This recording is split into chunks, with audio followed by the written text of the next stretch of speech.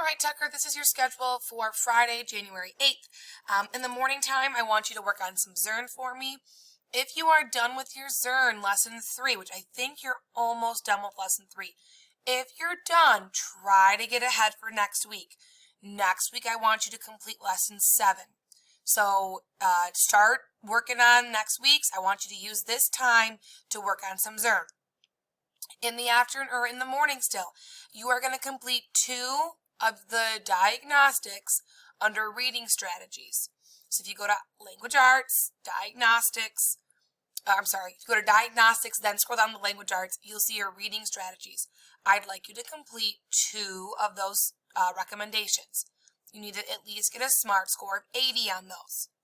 On Sunday, I will look and I will pick one lucky student who completed those skills for me, and they will win a prize when they come to school on Monday. All right. At 9:30, we have a Zoom to practice NWEA reading questions. It's not going to be that fun, unfortunately. I wish it was more fun, but we need to practice our reading questions before we take the NWEA in a couple weeks. Recess and lunch. For social studies, you're going to click this link and you're going to watch this video on the Columbian Exchange.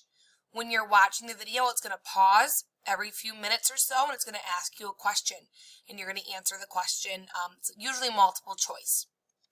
Special, here's your special menu. It's a free choice Friday. You can do any special you'd like. In the afternoon, I have a Zoom scheduled if you need help with your novel study project that's due on the 18th, or if you need help with your opinion writing outline. So I'll be here to help you guys with that at 1:30. That is your schedule for tomorrow. If you have any questions, don't be afraid to reach out.